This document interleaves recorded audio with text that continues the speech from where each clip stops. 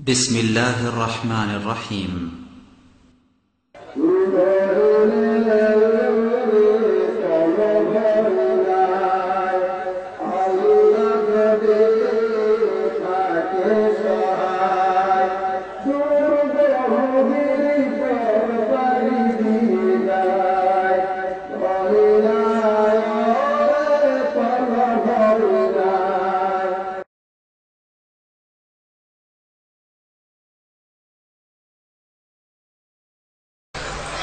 السلام عليكم ورحمة الله.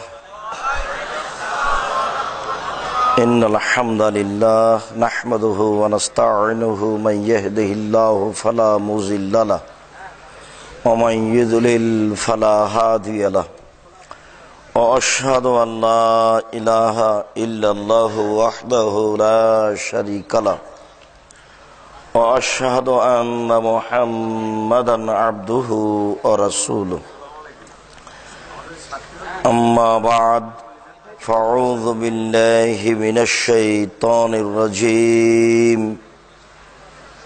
يا أيها الناس كلوا مما في الأرض حلالا طيبا. عن أبي هريرة رضي الله تعالى عنه قال قال رسول الله صلى الله عليه وسلم يأتي عليكم زمان لا يولي الناس ما خرج منه آمن الحلال آمن الحرام রাহুল বুখারী। সম্মানিত উপস্থিতি, প্রশংসা আল্লাহর জন্য, শান্তি অবতীর্ণ হোক আল্লাহর রাসূলের উপর সাল্লাল্লাহু আলাইহি ওয়াসাল্লাম। আজ আমাদের আলোচ্য বিষয় বৈধ রুজি। বৈধ রুজি সম্পর্কে এক গুরুত্বপূর্ণ তথ্যবহুল বিবরণের চেষ্টা করব ইনশাআল্লাহুল আজিজ। আমরা এত গভীর রাতে আলোচনা করতে আসব, এটা আমাদের হয়তো আগে থেকে হিসাব ছিল না। তার উপরন্ত এত গভীর রাতে আলোচনা করা আমরা পছন্দ করি না। যাক, নীতিগতভাবেই চলে আসলাম, কাজেই যার যতটুকু অনুকূলে হবে কিছু আলোচনা শোনার জন্য আমাদের পক্ষ থেকে আন্তরিকভাবে অনুরোধ রইল। এ ব্যাপারে আল্লাহ তাআলা বলেন, ইয়া আইয়ুহান নাস, হে মানুষ, কুলু মিম্মা ফিল আরদে হালালান তাইয়্যিবা, জমিন থেকে যেসব খাদ্য উৎপাদন হচ্ছে তার বৈধ তোমরা ভক্ষণ করো। অত্র আয়াত দ্বারা প্রমাণিত হয় যে জমিনে অবৈধ খাদ্য উৎপাদন হয়, আর আল্লাহ তাআলার পক্ষ থেকে পৃথিবীতে বৈধ এবং অবৈধ উপার্জন আছে। এ ব্যাপারে আল্লাহ তাআলা সাধারণ মুমিনকে সতর্কবাণী করে পেশ করে বলেন যে, ইয়া আইয়ুহাল্লাযীনা আমানু, হে বিশ্বাসীগণ, কুলু মিন তাইয়্যিবাতি মা রাযাকনাকুম, আমি তোমাদের জন্য যে বৈধ রুজির ব্যবস্থা করেছি তা হতে তোমরা ভক্ষণ করো। অত্র আয়াতে আল্লাহ তাআলা ঈমানদার বিশ্বাসীগণকে বৈধ রুজি হতে জীবিকা নির্বাহের জন্য আদেশ করেছেন।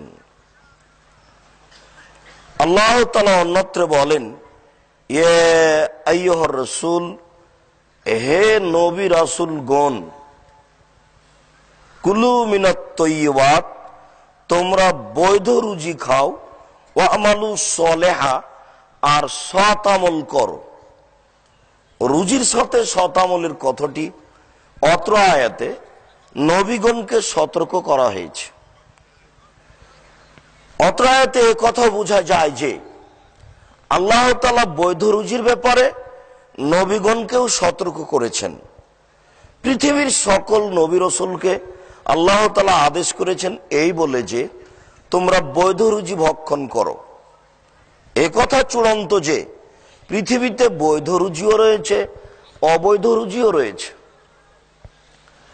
আল্লাহ তাআলা একবার আমভাবে মানুষকে বৈধ রুজি খাওয়ার জন্য বলেছেন, আল্লাহ তাআলা এক আয়াতে আমভাবে সাধারণ মুমিনগণকে বৈধ রুজি খাওয়ার জন্য বলেছেন। এক আয়াতে আল্লাহ তাআলা নবী রাসূলগণকে বৈধ রুজি খাওয়ার জন্য বলেছেন। আবু হুরায়রা রাদিয়াল্লাহু তাআলা আনহু বলেন, রাসূল সাল্লাল্লাহু আলাইহি ওয়াসাল্লাম বলেছেন, ইন্নাল্লাহ তাইয়্যিব, আল্লাহ হচ্ছেন পবিত্র, লা ইয়াকবালু ইল্লা তাইয়্যিবা, আল্লাহ পবিত্র ছাড়া কবুল করেন না। রূপালী ব্যাংকে, সোনালী ব্যাংকে, যে কোনো ব্যাংকে চাকরি করে সেই টাকা দান করে মানুষ নেকি পাবে, এ কথা আমাদের নবী মুহাম্মদ সাল্লাল্লাহু আলাইহি ওয়াসাল্লাম নাকচ করেছেন। অবৈধ পয়সা উপার্জন করে মানুষ আল্লাহর পথে দান করবে আর সেটা আল্লাহ কবুল করবেন, এ কথা আল্লাহর নবী নাকচ করেছেন। অবৈধ রুজি উপার্জন করে আল্লাহকে সন্তুষ্ট করবে, এই হিসাব বাতিল। জাহান্নাম দ্বারা মানুষ পূর্ণ হবে, এ কথা চূড়ান্ত। যদিচ মানুষ দিয়ে জাহান্নাম পূর্ণ হবে না, তবে মানুষ জাহান্নামে যাবে প্রতি 1999 জন লোক, এই কথা আল্লাহ রাসূল বলেছে। মানুষ জাহান্নামে যাওয়ার সবচেয়ে বড় মাধ্যম হচ্ছে অর্থ অবৈধ উপার্জন আর নারীর মাধ্যমেই মানুষ বেশি বিপদে পড়ে, আর অর্থের মাধ্যমে মানুষ বেশি বিপদে পড়ে। রাসূল সাল্লাল্লাহু আলাইহি ওয়াসাল্লাম বলেন, আমার আল্লাহ তাআলা আল মুরসালিনা বেমা আমার আল্লাহ তাআলা নাসা বেমা আমার আল্লাহ আল মুরসালিনা, রুজির ব্যাপারে আল্লাহ তাআলা সাধারণ জনগণকে সেটাই আদেশ করেছেন নবী রাসূলগণকে যা আদেশ করেছেন। আল্লাহ তাআলা নবী রাসূলগণকে কঠোরভাবে বৈধ রুজি খাওয়ার জন্য আদেশ করেছেন। অত্র বাক্য দ্বারা বোঝা যায় যে আল্লাহ তাআলা সাধারণ জনগণকেও বৈধ রুজি খাওয়ার জন্য জোরালোভাবে কঠোরভাবে আদেশ করেছেন।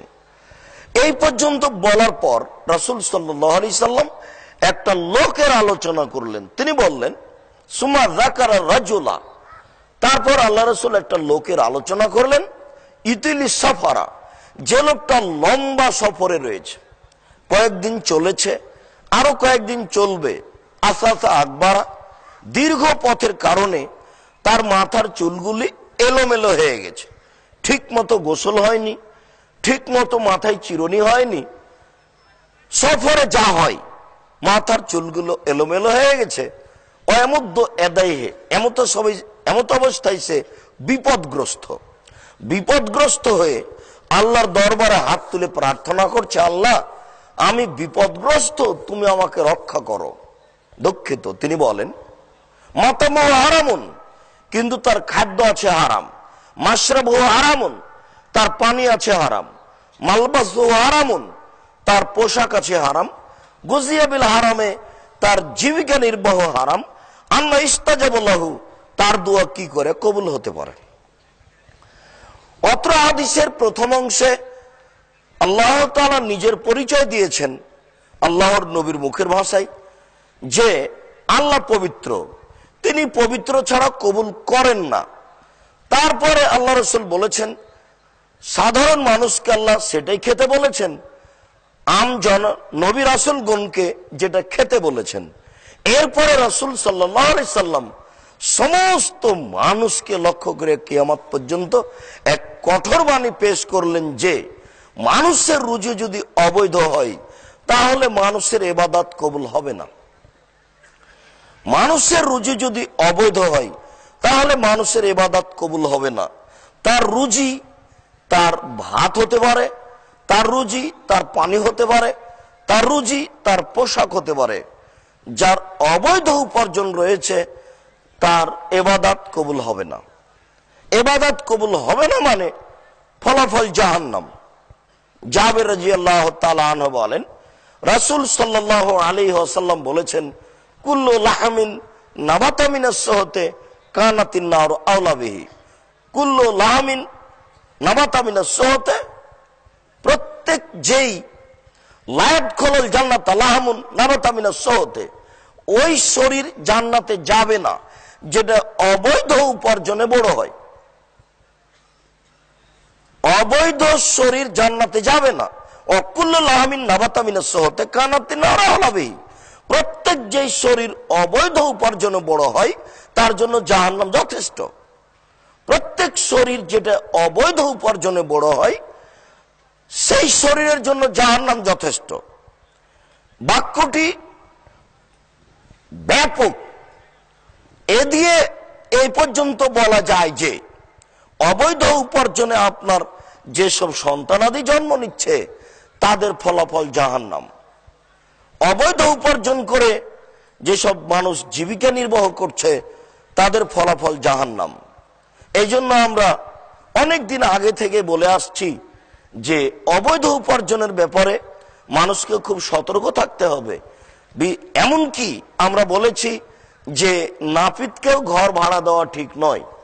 নাপিতের ওই টাকা দিয়ে, ভাড়ার টাকা দিয়ে চাউল কিনে ভাত খেয়ে ইবাদত কবুল হবে না। কেন? নাপিত দাড়ি চাঁচে। একটা নাজায়েজ হারাম কাজকে সমাজে ছড়িয়ে দেওয়ার জন্য সহযোগিতা করা হয়েছে দোকান ভাড়া দিয়ে। অতএব ওই টাকা দিয়ে চাউল কিনে ভাত খেয়ে ইবাদত কবুল হবে না, এটাই চূড়ান্ত। জাবের রাদিয়াল্লাহু তাআলা আনহু বলেন, রাসূল সাল্লাল্লাহু আলাইহি সাল্লাম বলেছেন, লা ইয়াদখুলুল জান্নাতা জাসাদুন গুযিয়া বিল হারাম, ওই শরীর জান্নাতে যাবে না যেই শরীর বৃদ্ধি হয়, জীবিকা নির্বাহ করে বা বেঁচে থাকে হারাম উপায়ে। হারাম উপায়ে যেসব শরীর বড় হয়, বৃদ্ধি হয়, তা জান্নাতে যাবে না। অবশ্য জনগণকে সতর্ক করে রাসূল সাল্লাল্লাহু আলাইহি সাল্লাম বলেছেন, দেখো এতে আলাইকুম জামানুন, অচিরেই তোমাদের উপরে এমন একটা সময় চলে আসছে মানুষ পয়সা উপার্জন করবে কিন্তু বিবেচনা করবে না আমিনাল হালাল আমিনাল হারাম, এই রুজি বৈধ না অবৈধ, এটা মানুষ বিবেচনা করবে না। সেই সময় হচ্ছে এখন। মানুষ চাকরি নিচ্ছে, মানুষ ব্যবসা করছে, কিন্তু একটুকু ভাবতে রাজি নয় যে এই চাকরি বৈধ কিনা, এই ব্যবসা বৈধ কিনা। এই কথা আল্লাহ রাসূল বহুদিন পূর্বে বলেছেন, যার বাস্তবতা আমরা এখন দেখছি। তিনি পৃথিবীর বিষয়টি এইভাবে বলেছেন যে বসেতাত আলাইকুমুদ দুনিয়া কামা বসেতাত মান কানা কাবলাকুম, তোমাদের সামনে পৃথিবীকে তুলে ধরা হয়েছে। তোমরা পৃথিবীর দিকে তাকালে দেখতে পাবে অসংখ্য প্রযুক্তি, টাকা আর টাকা, প্রযুক্তি আর প্রযুক্তি, টাকা আর টাকা। পৃথিবীর দিকে লক্ষ্য করলে দেখা যাবে যে প্রযুক্তির কোনো শেষ নেই আর টাকারও কোনো শেষ নেই। এখন তো প্রযুক্তি এমন হয়েছে যে এইভাবে কম্পিউটার টিপলে টাকা দেখতে পাই। লন্ডনে টাকা বাড়ছে, হ্যাঁ এত টাকা বাড়লো, এত টাকা কমলো, মিনিটে মিনিটে টাকার কমবেশ সে দেখতে পাই। অবশ্য আমরা একথা বলতে পারি যে 15 বছর পূর্বে মোবাইল ফাংশনে এত টাকা ইনকাম হবে তা মানুষের জানা ছিল না, যা এখন হচ্ছে। 15 বছর পূর্বে মানুষের যেসব পুকুর পুষ্কুনি দিঘি ছিল সেসব দিঘিতে থাকতো দাম ঘাস এবং কই মাছ, মাগুর মাছ। এসব পুকুরে কোটি কোটি টাকা মাছের চাষ হবে, ইনকাম করবে মানুষ, এটা মানুষের জানা ছিল না। এত মাধ্যম হবে উপার্জনের, মানুষের জানা ছিল না। 15 বছরের ব্যবধানে যদি উপার্জনের মাধ্যম এত হয়, তাহলে 50 বছর পরে, 500 বছর পরে উপার্জনের ব্যবস্থা কত হবে তা মানুষ এখন বলতে পারবে না, তা মানুষের জানা নেই। তবে রাসূল সাল্লাল্লাহু আলাইহি সাল্লাম বলেছেন যে পৃথিবী তোমাদের সামনে তুলে ধরা হবে।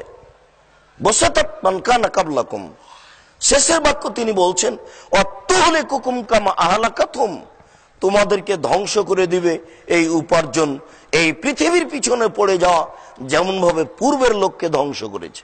এক সময় জাহেলিয়াতের যুগ ছিল, অবৈধ উপার্জনের একটা পন্থা মানুষ নিজেরাই খুঁজে বের করত এবং চিন্তা ভাবনা করত না যে বৈধ না অবৈধ। সেই সময় আবার ফিরে এসেছে। সম্মানিত উপস্থিতি, বৈধ রুজি উপার্জনের ব্যাপারে মানুষের একটা জোরালো আন্তরিকতা থাকা একান্তভাবে জরুরি।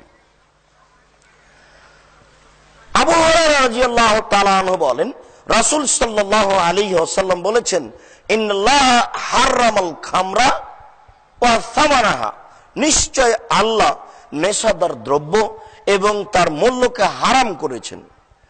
দোকানে বিড়ি বিক্রি করে, সিগারেট বিক্রি করে, তামাক বিক্রি করে ওই পয়সা দিয়ে চাউল কিনে ভাত খেয়ে ইবাদত কবুল হবে না, এটা হারাম।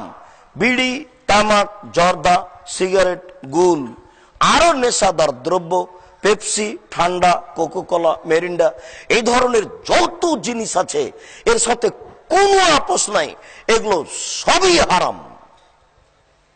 শুনুন, আবু মুসা আশআরী রাদিয়াল্লাহু তাআলা আনহু বলেন, রাসূল সাল্লাল্লাহু আলাইহি ওয়াসাল্লাম বলেছেন, লা ইয়াশরাবান্না নাসুন মিন উম্মতি আল খামরা, আমার উম্মত নেশাদার দ্রব্য পান করবে, ওয়া ইসাম্মুনাহা বিগাইরি ইসমিহা, আর তারা নাম রাখবে অন্য। আমরা ফেন্সিডিলকে সবাই মদ বলি, গাঞ্জাকে আমরা সবাই মদ বলি, হিরোইনকে আমরা সবাই মদ বলি। আমরা জনগণ যারা সচেতন হুঁশিয়ার, তাদেরকে বলা হচ্ছে আপনারা বের করুন ওইগুলি কোনগুলি, যেগুলি মদ কিন্তু মদ বলা হয় না সেগুলি আপনি বের করুন, তা হবেই। কেন? আমাদের নবী মুহাম্মদ সাল্লাল্লাহু আলাইহি সাল্লাম বলেন, মানুষ মদ পান করবে, নাম দিবে অন্য, তারা নাম মদ বলবে না। আপনি বের করুন সেইগুলি কোনগুলি, যেগুলি মানুষ পান করছে অথচ তাকে মদ বলছে না, বৈধ মনে করে খাচ্ছে, বৈধ মনে করে পান করছে, সেইগুলি কোনগুলি। আমরা উপস্থিত বৈঠকে সেইগুলি কোকোকোলা, ঠান্ডা, পেপসি এগুলি বলছি, আরো কত আছে, কত বের হবে। এই বাক্য কিয়ামত পর্যন্ত মানুষকে বলা হয়েছে। আবারও আমি বাক্যের অনুবাদ করছি।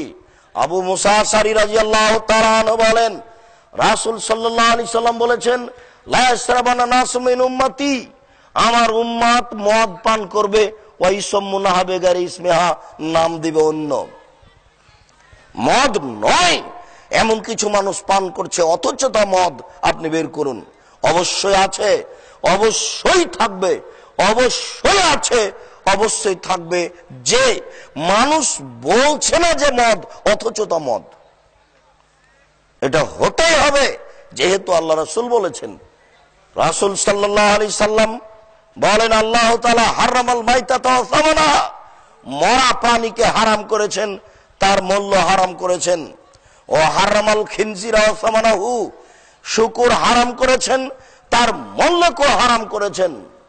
আনাস রাদিয়াল্লাহু তাআলা আনহু বলেন, রাসূল সাল্লাল্লাহু আলাইহি সাল্লাম বলেছেন, ইন্নাল্লাহা হারামা বায়াল খামরে, নিশ্চয় আল্লাহ তাআলা নেশাদার দ্রব্য কিনা বেচা, ক্রয় বিক্রয় হারাম করেছেন। অল মাইতাতে, মরা প্রাণী কিনা বেচা, ক্রয় বিক্রয় হারাম করেছেন।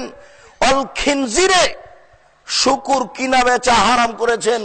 অল আসনাম, পুতুল, হয়তোবা কালকে বাক্যটি এসেছিল কিনা জানি না, এমনিতেই বলা হয়েছে পুতুল ক্রয় বিক্রয় হারাম, পুতুল বাড়িতে কিনে নিয়ে আসা হারাম, পুতুলের ব্যবসা হারাম। যদিচ কাবা ঘরের চতুর্দিকে প্রায় দোকানেই পুতুল বিক্রি হচ্ছে।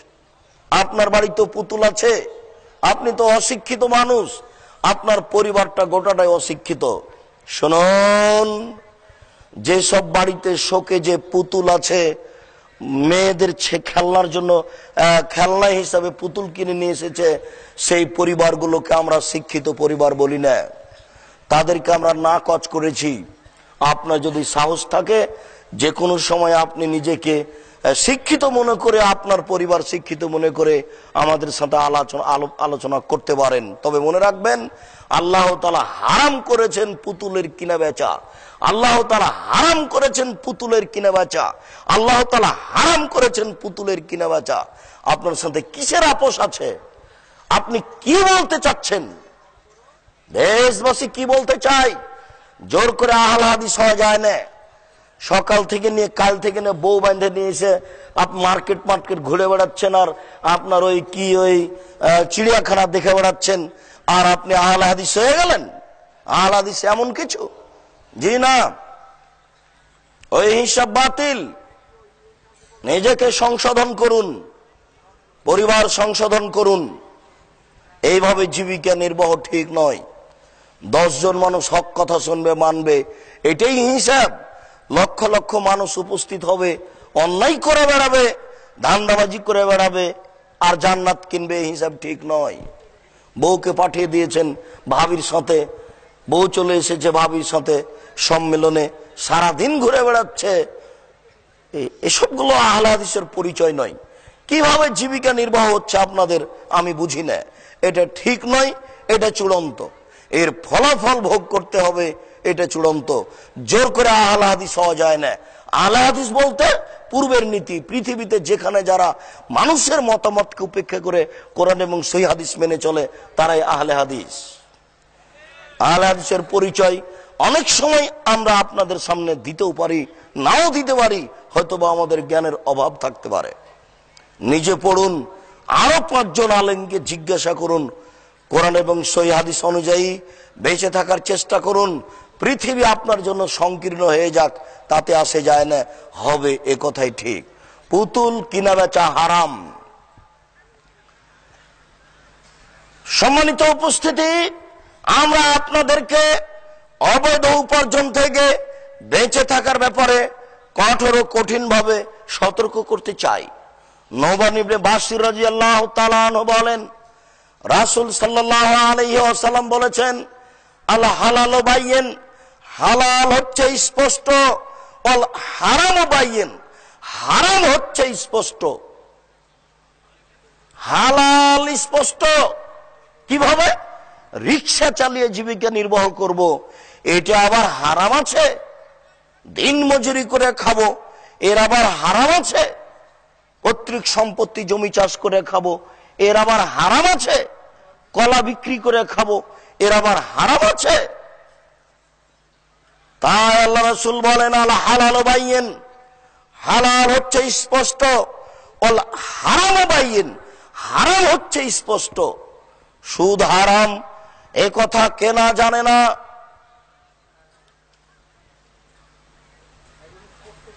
আপনার ওই যত মাধ্যম রয়েছে সুদের, যেমন আপনার ওই জমি বন্ধক রাখা, এতে হচ্ছে কর্জ, বেশি পয়সা নেওয়া, এটাও সুদ। জেনা হারাম, কে না জানে না?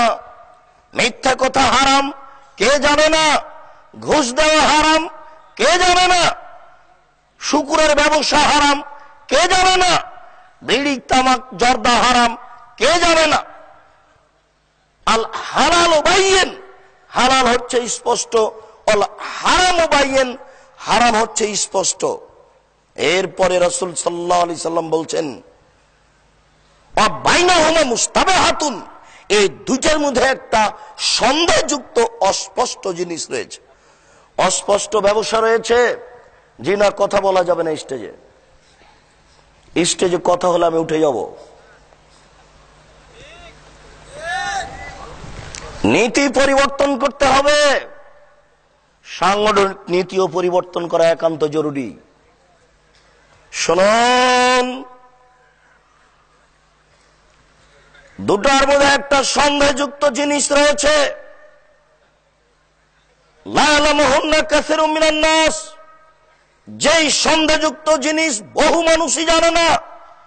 অবশ্য তিনি তার আগের বাক্যে বলেছেন, ফামান ইত্তাকা মিনাশ শুবহাতে ইস্তাবরা লিদীনিহি ওয়া ইরজিহি, যেই সন্দেহ থেকে বেঁচে গেল সেই তার দ্বীনকে পরিপূর্ণ করলো। যে ব্যক্তি সন্দেহ থেকে বেঁচে গেল সেই তার দ্বীনকে পরিপূর্ণ করলো। অমান ওয়াকাফি শুবহাতে ওয়াকাফিল হারামে, যেই সন্দেহের মধ্যে পড়লো সে হারামের মধ্যে পড়লো। মনে রাখা ভালো হবে যে যার স্পষ্ট বৈধতা নেই সেটা চূড়ান্ত হারাম, যার স্পষ্ট বৈধতা বোঝা যায় না সেটা চূড়ান্ত হারাম, যার চূড়ান্ত সিদ্ধান্ত নেই সেটা চূড়ান্ত হারাম, যার চূড়ান্ত সিদ্ধান্ত নেই সেটা চূড়ান্ত হারাম। যেই ব্যবসা বোঝা যায় না স্পষ্ট কি অস্পষ্ট সেটা হারাম, যেই চাকরি বোঝা যায় না স্পষ্ট কি অস্পষ্ট সেই চাকরি হারাম। যেই জমি জায়গা বোঝা যায় না আমার এই জমি জায়গা আমার বাপের কিনা নিশ্চিত কিনা, এই জমি জায়গা চাষাবাদ করা খাওয়া একেবারে হারাম। প্রত্যেক যত মানুষের ইনকামের মাধ্যম রয়েছে পৃথিবীতে স্পষ্ট বোঝা যায় না সেটা চূড়ান্ত হারাম। অতএব হুজুর যদি বলে থাকেন জর্দা মাকরু, হুজুর খান বলে, আর আমি বলছি জর্দা হারাম খাই না বলে, তাহলে সন্দেহ চলে আসলো, স্পষ্ট হলো না। অতএব এটা চূড়ান্ত হারাম, কেননা আলেমদের মধ্যেই এর চূড়ান্ত স্পষ্ট অস্পষ্টতা বোঝা যায় না বলে আমরা সামাজিক ভাবে মনে করছি। তবে মনে রাখা ভালো হবে রাসূল সাল্লাল্লাহু আলাইহি সাল্লাম বলেছেন মানাকা শুবহাত ওয়া কাফিল হারামে, যে ব্যক্তি সন্দেহের মধ্যে পড়লো সে ব্যক্তি হারামের মধ্যে পড়লো। এই কথা আপনি ঢেকে রাখবেন কি করে? রাসূল সাল্লাল্লাহু আলাইহি সাল্লামের এই বাক্যটা আপনি ঢেকে রাখবেন কি করে? 24 ঘন্টার মধ্যে ওই সব চাকরি ত্যাগ করতে হবে যেসব চাকরিতে সরকারি বেসরকারি অবৈধ কিছু রয়েছে। 24 ঘন্টার মধ্যে ওই সব ব্যবসা ত্যাগ করতে হবে যেসব ব্যবসায় অস্পষ্টতা রয়েছে। আমরা তো বলেছি যুবক তোমাকে 18 বছর থেকে বলে আসছি, মনে রাখা ভালো হবে তোমার বাপের জমিদারি আছে, বড় ব্যবসা করো, চাকরি বৈধ নেই। টাকা কম আছে কলা বিক্রি করে খাও, তার চেয়ে টাকা কম আছে চকলেট বিক্রি করে খাও। যদি চকলেট বিক্রি করে খাওয়ার টাকা না থাকে তাহলে দিন মজুরি করে খাও। সারাদিন কাজ করলে 200 টাকা পাবে, 150 টাকা খাবে, 50 টাকা জমা রেখে দিবে। 50 টাকা সহ 200 টাকাই যদি তোমার স্ত্রী খেয়ে নেয় তাহলে তোমার এই স্ত্রী হস্তিনী, এ দিয়ে সংসার চলবে না। 50 টাকা জমা রাখতে হবে, যেদিন কাজ হবে না সেদিন খেতে হবে। তোমার স্ত্রীকে আর একটু বলে দিও যুবক 1 কেজি বেগুন কিনেছ, সম্পূর্ণ বেগুন যেন কেটে না নেয়, অন্তত একটা যেন রেখে দেয়। তাহলে কি হবে? একটা রেখে দিলে বাড়ির বরকত থেকে গেল। আর একটা হবে এই যে কিছুক্ষণ পরে তোমার চাচা যদি চলে আসে তাহলে তোমার স্ত্রী অন্তত বেগুন ছানা করে ভর্তা করে খাওয়ার দিতে পারবে। 1 কেজি যদি মাটির নিচের গড় আলু কিনো, তোমার স্ত্রী কাটতে কাটতে যেন 200 রেখে দেয়। 200 রেখে দিবে, থেকে যাক পচে যাক সেটাও ভালো, কিন্তু সম্পূর্ণ শেষ করে খাবে না। তোমার স্ত্রী যদি কাটতে কাটতে সম্পূর্ণ কেটে নেয় তাহলে এই হস্তিনী বউ, এ দিয়ে সংসার চলবে না। বাড়ির সম্পূর্ণ জিনিস শেষ করতে হয় না, কিছু থাকতে আনতে হয়, আর কিছু রেখে কাটতে হয়, কিছু রেখে রান্না করতে হয়, কিছু রেখে খেতে হয়। অতএব 200 টাকা উপার্জন করেছ, 150 টাকা খাও, 50 টাকা জমা রাখো। 200 টাকা উপার্জন করেছ, 190 টাকা খরচ করো, 10 টাকা রেখে দাও। তোমার স্ত্রীর মধ্যে ক্ষতি আছে, এ কথাই চূড়ান্ত। রাসূল সাল্লাল্লাহু আলাইহি সাল্লাম বলেছেন আশম ফি সালাসা, ধ্বংস 3টে জিনিসে রয়েছে, ধ্বংস 3টে জিনিসে রয়েছে, ধ্বংস 3টে জিনিসে রয়েছে।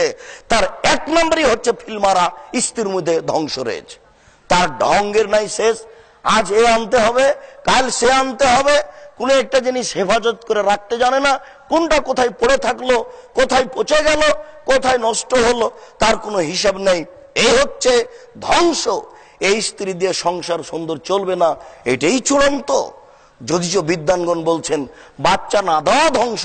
হ্যাঁ, বাচ্চা না দিতে পারলে জীবনে ধ্বংস আছে, সে কথা ঠিক, কিন্তু পারিবারিক ভাবে সাংসারিক ভাবে দৈনন্দিন যেসব কাজ আছে ওই সব কাজ যদি ও না বুঝে সুষ্ঠুভাবে তাহলে পরিবারে ধ্বংস আসবে, এই কথাই ঠিক। বলছিলাম সম্মানিত উপস্থিতি, যুবক তুমি মনে রেখো, তুমি দিন মজুরি করে খেতে পারছো না, তুমি ভিক্ষা করে খাও। তোমার ভিক্ষা করে খাওয়া অনেক অনেক অনেক গুণে ভালো যৌতুক নেওয়ার চেয়ে। মনে রেখো তোমার ভিক্ষা করে খাওয়া ভালো।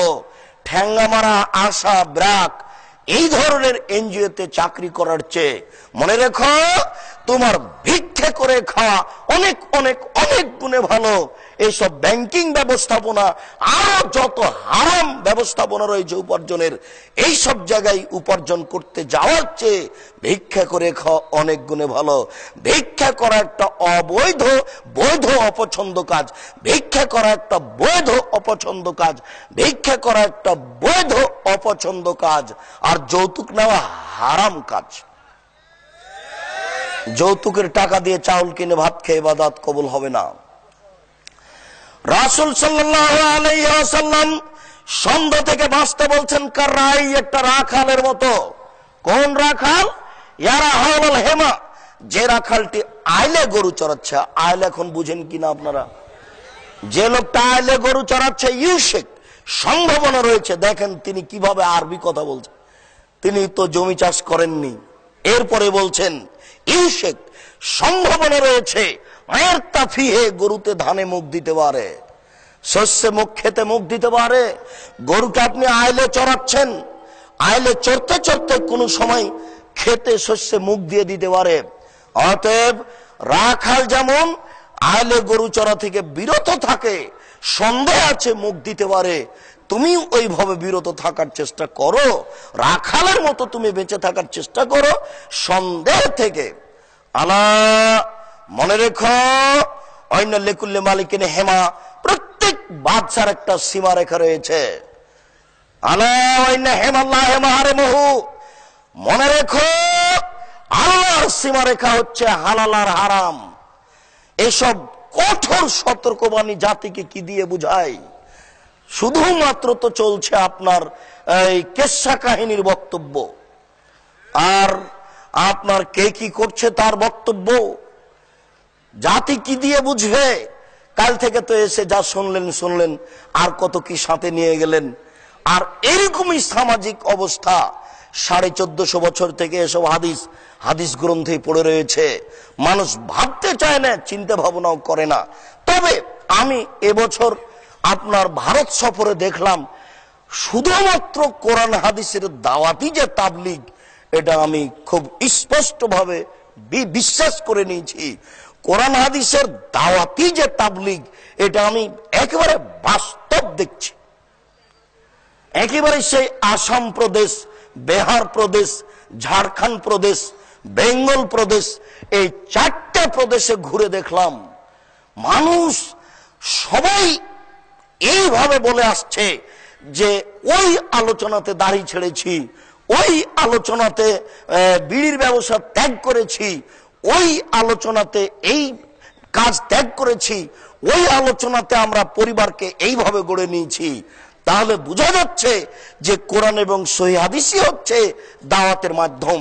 আর এটাই আল্লাহ বলেছেন যে ইয়া রাসূল বাল্লিগ মা উনজিলা ইলাইক, তোমার কাছে যেটা দেওয়া হয়েছে, অবতীর্ণ করা হয়েছে, সেটা মানুষের কাছে পৌঁছিয়ে দাও। এই কথা আল্লাহ রাসূল বলেছেন যে বাল্লিগু ওয়ালাউ আন্নী আয়া, বাল্লিগু আন্নী ওয়ালাউ আয়া, আমার থেকে যদি তোমরা একটা বাক্য জানো তাহলে আরেকজনকে জানিয়ে দাও। একজন আরেকজনকে আল্লাহ এবং রাসূলের কথাই জানিয়ে দিবে, এটাই চূড়ান্ত দাওয়াতি হচ্ছে আল্লাহ এবং আল্লাহ রাসূলের কথা। দাওয়াতি হচ্ছে আল্লাহ এবং আল্লাহ রাসূলের কথা। অবাক হলাম, আমি একটা লোকের নাম নিচ্ছি না, তবে লোকটা রহমানী নামে পরিচিত। রহমানী, সেই লোকটার নাম আমাদের সামনে পেশ করছে সেই আসাম থেকে নিয়ে কলিকাতা হুগলি পর্যন্ত। তার মানে তার দাওয়াত এমন ভাবে মানুষের কাছে গেছে, তার বলার ভঙ্গিও খুব, যদি চো কেতাল নিয়ে ব্যস্ত, তাহলে তার দাওয়াত মানুষের কাছে পৌঁছে। বহু মানুষকে দেখলাম যে দেলোয়ার হোসেন সাইদির কথা শুনছে আর বলছে, আর দুই চোখের পানি ঝরঝর করে ঝরছে। কত মানুষ যে আমার সাথে সাক্ষাৎ করতে আসলো যে সাইদি সাহেবের খবর কি। তাহলে দাওয়াতি তারা অবগত, দাওয়াতি দিন প্রচারের মাধ্যম, শুধু দাওয়াতি দিতে হবে, এটাই কাজ। জনগণকে শুধু দাওয়াত দিতে হবে, এটাই কাজ। আর মানুষ যখন দাওয়াত দিবে, সে যেই হোক, যেখান থেকে হোক, যেইভাবে হোক, সেটাই মানুষ গ্রহণ করে, এটা আমরা বুঝতে পারছি। নইলে এত বড় ভূখণ্ডে এমন ব্যক্তির কথা মানুষে বলে কেন? সম্মানিত উপস্থিতি, আমরা বলছিলাম মনে রাখতে হবে, আলা সাবধান, সতর্কবাণী, লেকুল্লে মালিকিন হেমা, প্রত্যেকটা বাদশার একটা সীমারেখা রয়েছে। ভারত শেষ হলে বাংলাদেশ শুরু হয়, বাংলাদেশ শেষ হলে ভারত শুরু হয়, এর নাম সীমারেখা। আলা হেমাল্লাহে মাহরুমহু, নিশ্চয় মনে রেখো আল্লাহর সীমারেখা হচ্ছে হালাল আর হারাম। আল্লাহর সীমারেখা এরিয়া নয়, আল্লাহর সীমারেখা এরিয়া নয়, আল্লাহর সীমারেখা হালাল আর হারাম। হালাল শেষ হলে হারাম শুরু হবে, হারাম শেষ হলে হালাল শুরু হবে।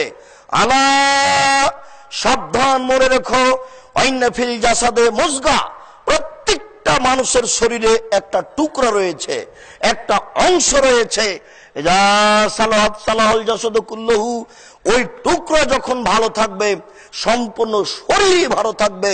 ওয়াইজা ফাসাদাত ফাসাদা জাসাদু কুল্লুহু, আর সেই টুকরা যখন নষ্ট হয়ে যাবে সম্পূর্ণ শরীর নষ্ট হয়ে যাবে। আলা মনে রেখো, ওয়াহিয়াল কালব, সেটাই হচ্ছে অন্তর।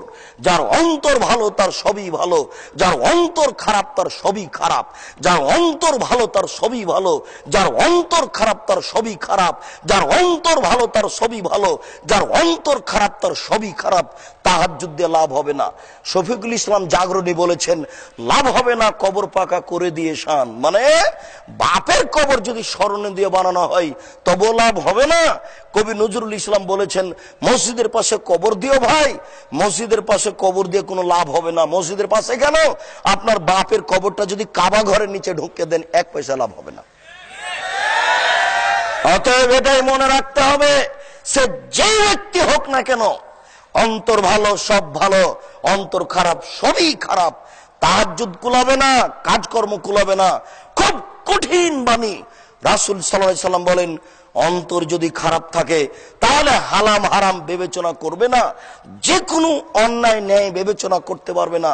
অন্তর যদি ঠিক থাকে সবকিছুই সে ঠিক করে নিতে পারবে। সম্মানিত উপস্থিতি, আমরা আপনাদেরকে সন্দেহ থেকে বেঁচে থাকার জন্য এক গুরুত্বপূর্ণ তথ্যবহল বিবরণ পেশ করলাম। আরো কয়েকটি বিবরণ পেশ করছি, খেয়াল করুন।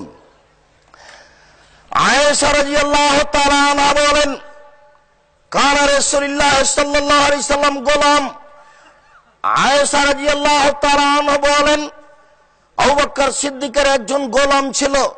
কানা লে আবু বকর সিদ্দিক গোলামুন ইয়াকুলু মিন খারাজিহি ইখরাজুল খারাজা।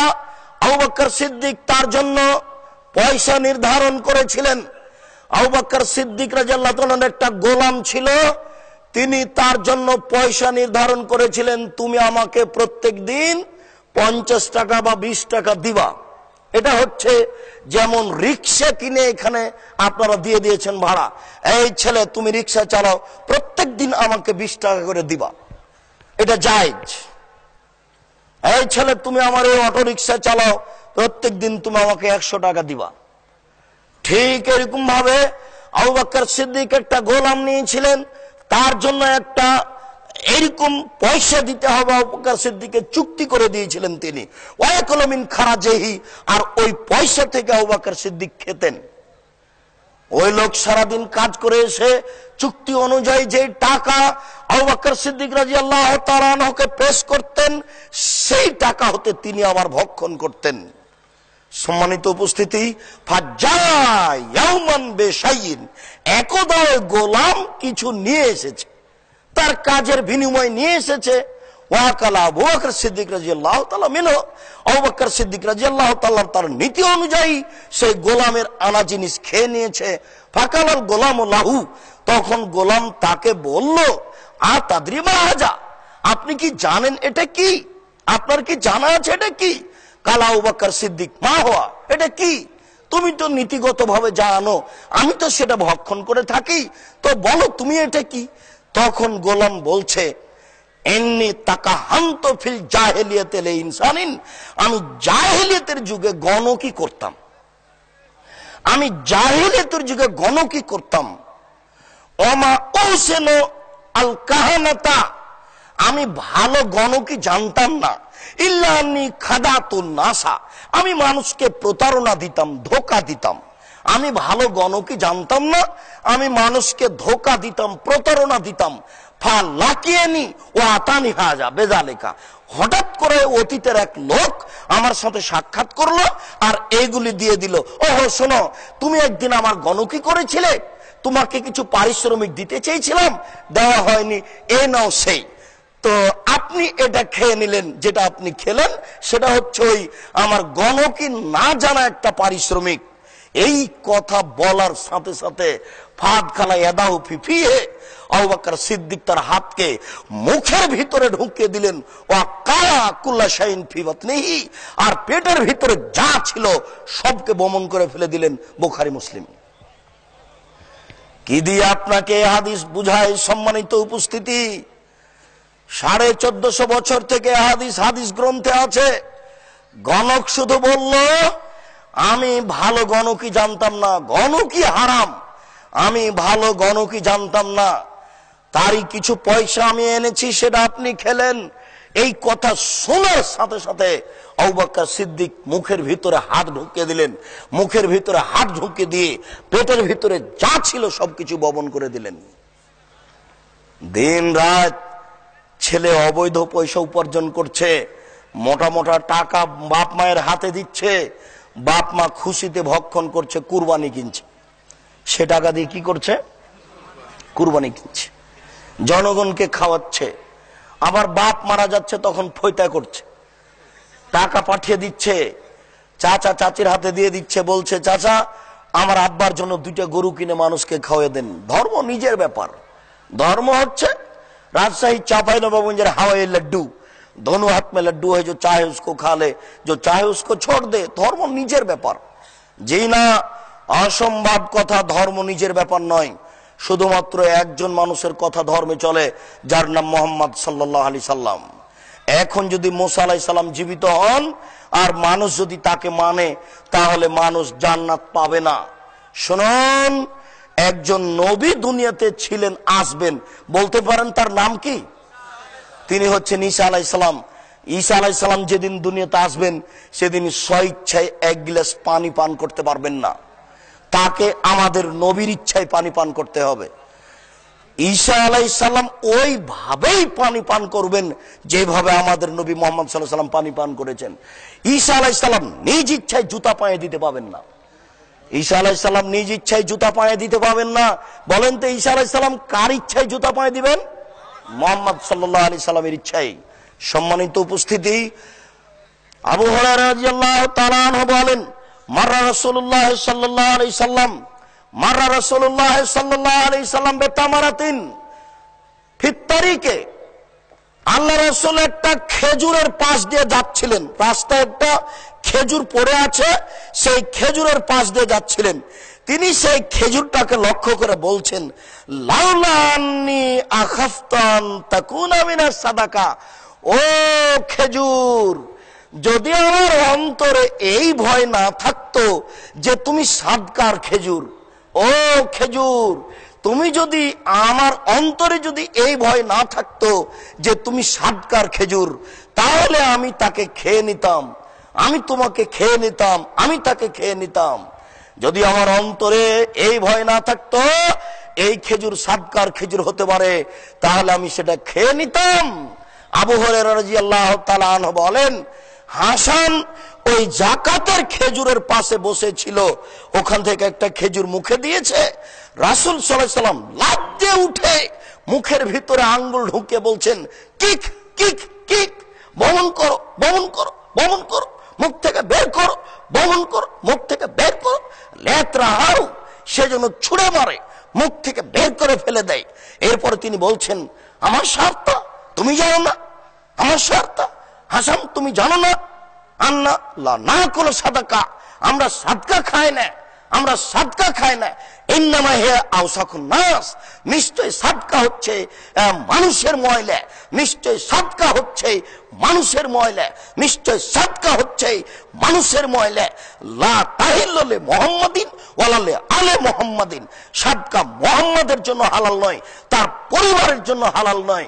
অন্য এক বর্ণনাতে এসেছে তার বাড়ির কাজের জন্য হালাল নয়। সাদকা মোহাম্মদ খায় না, তার পরিবার খায় না, তার খায় না।